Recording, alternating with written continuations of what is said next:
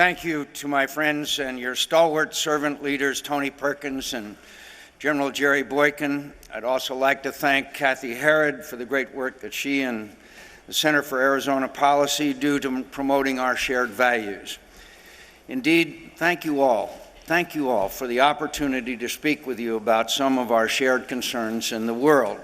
I know you got a lot going on today. You're going to hear from many important speakers, including a number of candidates for President of the United States. I'm the warm-up act for Marco Rubio and Lindsey Graham.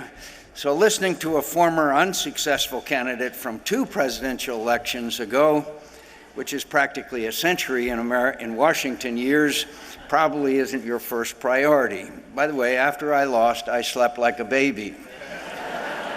Sleep 2 hours, wake up and cry. Sleep 2 hours, wake up and cry. So I mean it sincerely when I say thank you for your courtesy and for the privilege of addressing you on a subject close to my heart and yours, the cause of human dignity in a world plagued with too much tyranny, too much injustice, too much violence, too much suffering, with too much evil. That's a rather dark introduction to my remarks, and I don't want you to think I'm disheartened or resigned to a world where suffering and evil are always on the ascent. On the contrary, it's in the American character to see the good in things, to see the glass half full, to face adversity with hope and optimism. We must see plainly and fully the threats to our values in order to defeat them. But considering the remarkable global advances in our values have made in our lifetime alone, we should have confidence in their continuing power and progress. I have always believed, no matter how long it takes, how many setbacks are suffered, how resilient the forces of tyranny are, the righteous will prevail. Those who terrorize and persecute and destroy can be overcome with moral and physical courage. We are on the right side of history, and we have been since our founding fathers forged a government that existed not to preserve the privileges of a regime or a class, but to protect people's God-given rights to life, liberty, and the pursuit of happiness. It's also important to remember that our founding belief in inherent human dignity is not limited to our own society, to the experiences of Americans alone. We believe our political values to be universal. We believe that the dignity of all human life should be recognized and supported through shared respect and responsibilities. My friends, I've had differences of opinion over the years with former President Jimmy Carter, who is in our prayers as he suffers ill health with grace and courage. But he was never more right or wiser than when he observed that America didn't invent human rights. Human rights invented America. And our allegiance to our country can't be separated from allegiance to our founding ideals and our conviction that they are the birthright of all mankind. We can manage to retain our freedoms while other populations are denied them, but not the sense of virtue that we refer to as American exceptionalism, and that made our revolution a moral as well as a political and military crusade.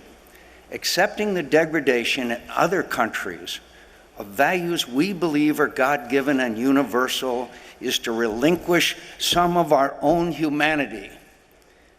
The older we get, the more we realize that the pursuit of genuine happiness is so much more than the experience of pleasure. It requires us to serve causes greater than self-interest, causes that might encompass us but are not defined by our existence alone. I believe the same holds true for the conduct of nations as well as individuals, and no cause is greater than defending human dignity wherever it is threatened, at home or abroad. We are morally obliged to confront evil. That might seem obvious when it comes to terrorists who behead their innocent victims in front of cameras and murder us in our own country. But what is less obvious, in fact, what doesn't necessarily ring true to many Americans, is that confronting evil is a much broader responsibility than killing terrorists who are trying to kill us. It includes the responsibility not to turn a blind eye to threats to the peace and security of our friends and allies, and even to threats to people with whom we share nothing other than our own humanity. It includes opposing assaults on human dignity wherever they occur and whenever they occur.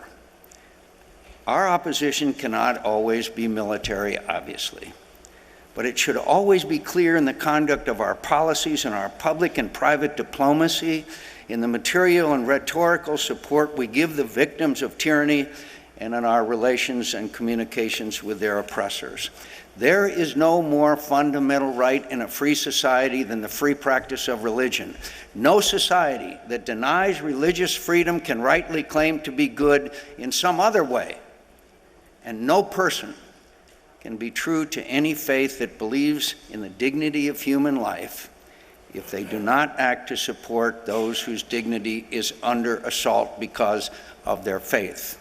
Yet in countries around the world, human beings are imprisoned and worse for the crime of worshiping God in their own way.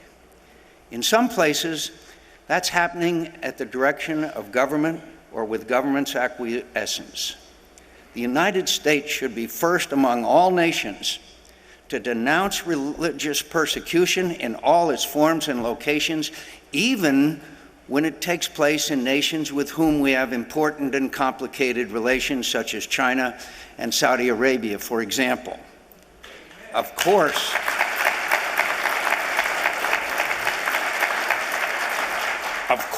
nowhere has religious persecution been more extreme, more brutal, than the persecution of Christians in the Middle East and North Africa at the hands of ISIS and other terrorist organizations.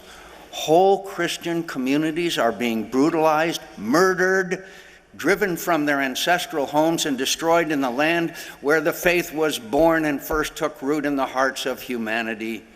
As yet, neither the administration, the government of Europe, or other allies have shown seriousness of purpose in devising effective responses to these atrocities.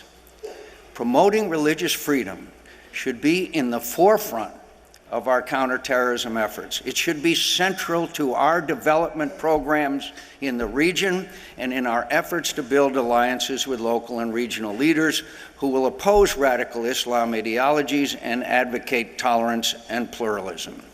Tony Perkins and I wrote an op-ed on the subject earlier this summer, and I ask your indulgence for doing one of the things politicians most love to do: quote ourselves. We wrote, "American support for religious liberty sends a potent and unmistakable message to threatened communities around the world. America is your friend. Such support builds enduring goodwill toward our country among those who would be leading their nations in the years ahead. And it reminds all observers, whether friendly or hostile, that the U.S. remains committed to a world where justice and human dignity are central to legitimate governance. The triumvirate of rights we proclaim in the Declaration of Independence encompass all other human rights. Of course, the right to life is the most sacred of all.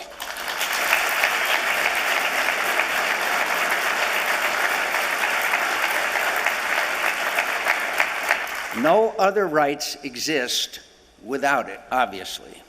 Naturally, then, our greatest moral obligation is to oppose the taking of innocent life. It is that paramount obligation that instructs our opposition to abortion. I know many Americans believe a child is not a human life until it's born. They are wrong, and we have a moral obligation to say so and defend the right to life of the most innocent.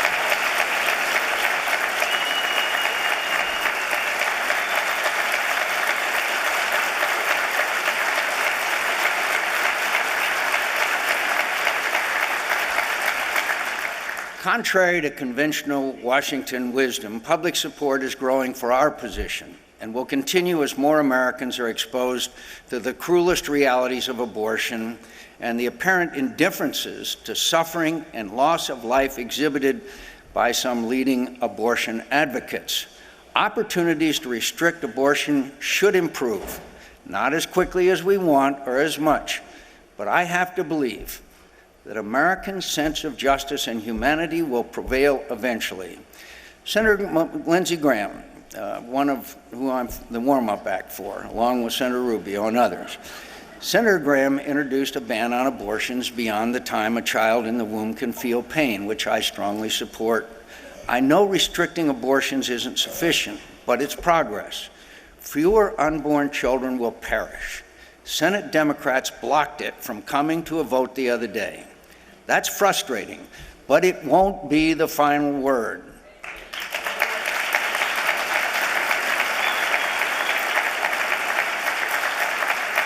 We'll be back again for as long as it takes until this compassionate, sincere measure receives the vote and support it deserves. Hopefully, we'll have a pro-life White House to work with soon.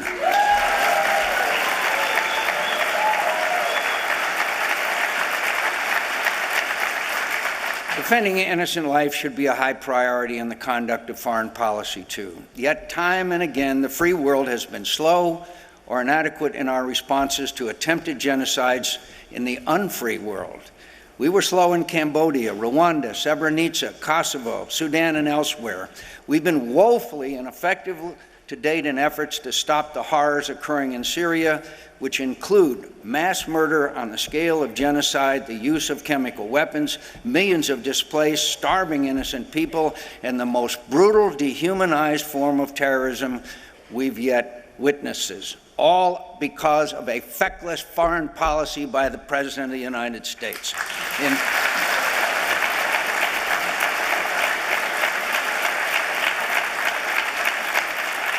In response to all this violence and suffering and the dangers it poses to peace and security in the Middle East and our own security, the U.S. government has managed to periodically bomb ISIS targets, train about half a dozen moderate Syrian resistance fighters. Meanwhile, ISIS and other terrorist organizations, as well as Russia and Iran, continue to strengthen their position in that wretched, utterly destroyed country. The instability this is causing in the always dangerous Middle East is enormous and worsening.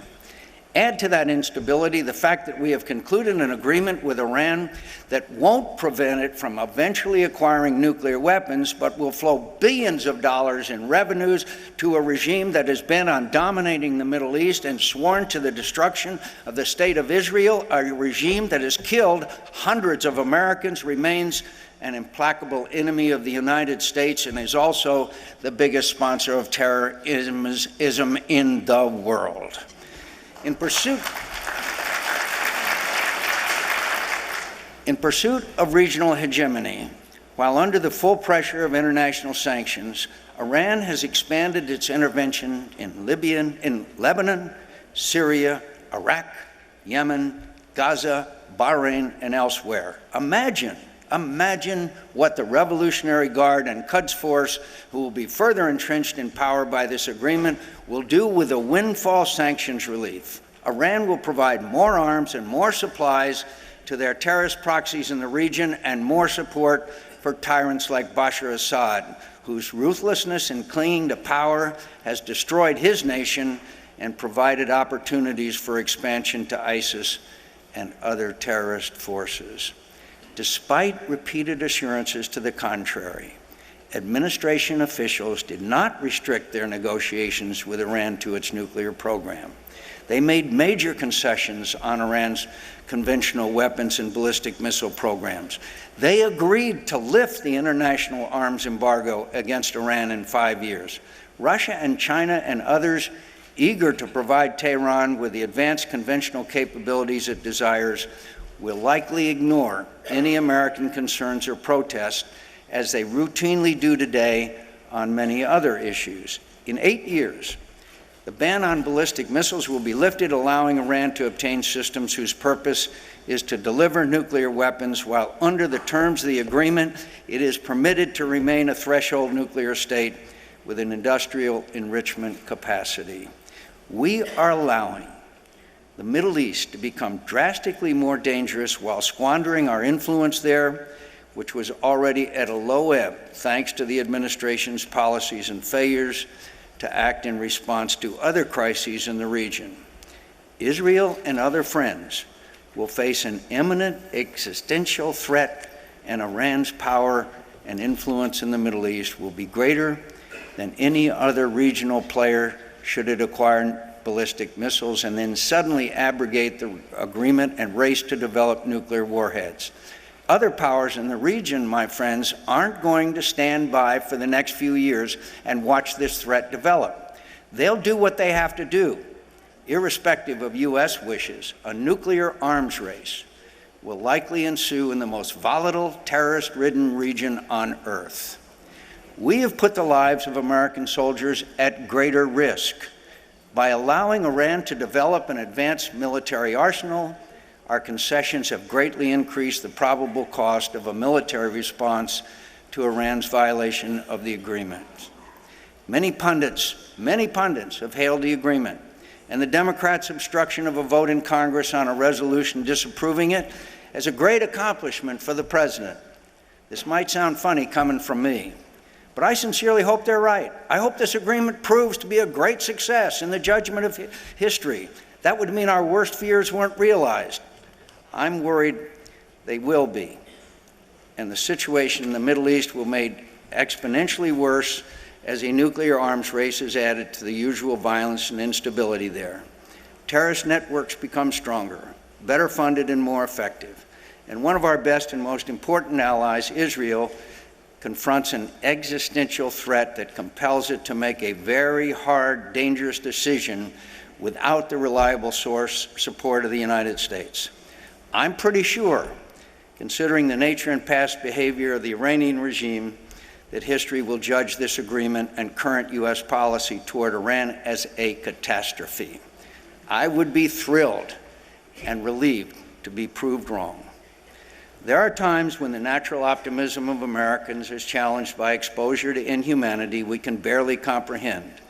For most of us, slavery is something we thought was eradicated in the 19th century. But human trafficking, slavery by another name, is thriving in the world today, and not just in the dark corners of Asia or other parts of the third world. It's happening in Europe and the United States. Each year, hundreds of thousands of victims, mostly destitute women and children, are sold into bondage and transported across international borders to places where they are cruelly, wickedly abused. My friends, human trafficking is an issue that should touch the hearts of all of us. I hope that you, who are best placed and best positioned to address this terrible issue which is growing, when you see the pictures of the refugee camps and the young children that are having to be sold by their families in order to live. I remember being in a refugee camp in Jordan where there was 175,000 people. And a teacher was taking me around, and she said, "Senator McCain, you see all these children here? You see all these children?" I said, "Yes." She said, "They believe you Americans have abandoned them. And when they grow up, they're going to take revenge on you. Thanks to this feckless foreign policy, we are sowing the wind, and we will reap the whirlwind. And my friends, American young men and women are going to have to be put in harm's way. And most of all, we need a new president of the United States who will lead, not from behind, but from in front."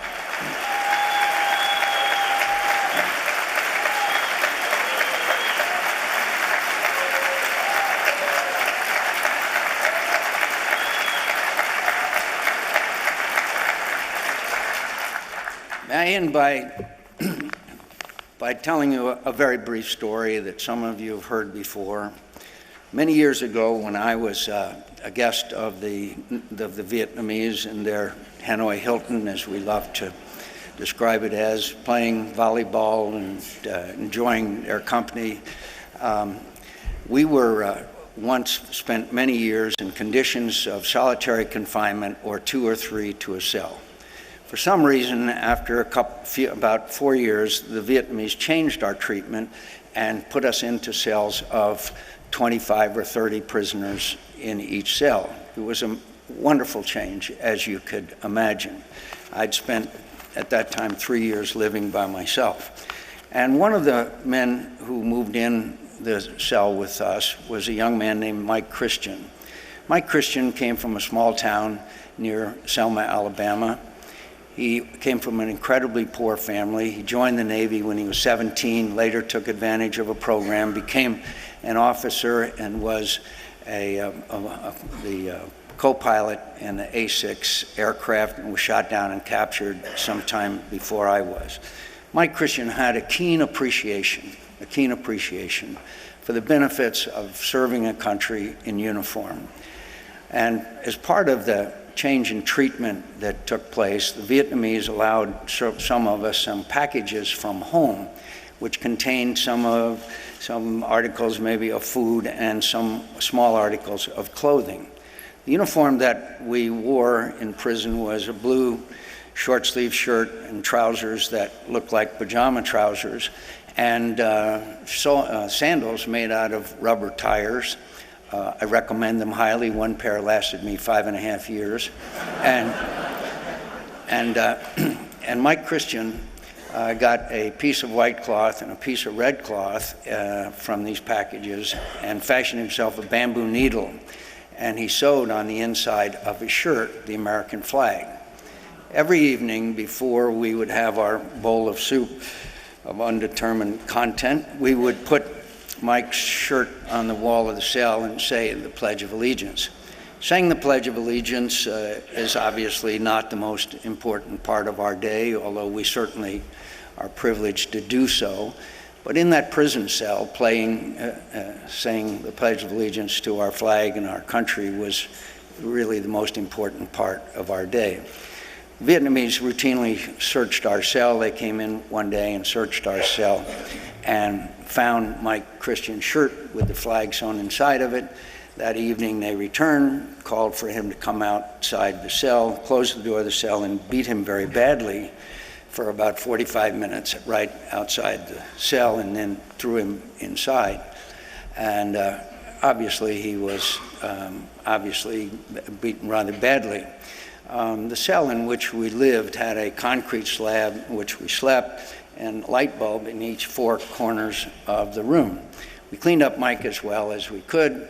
I went down to lie down to go to sleep, and I happened to look over in the corner of the cell, and underneath the light bulb was, of course, with his eyes almost shut from the beating that he had received, with a piece of white cloth and a piece of red cloth and his bamboo needle, Mike Christian was sewing another American flag.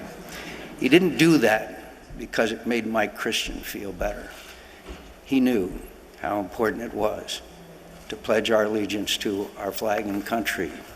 So here in Washington, from time to time, when I get a little dispirited and down and disillusioned, I think of Mike Christian, and I think of all the wonderful people who have served our country and sacrificed for so many years, and I'm filled with gratitude and love. Thank you. I'm the leading state sponsor of terrorism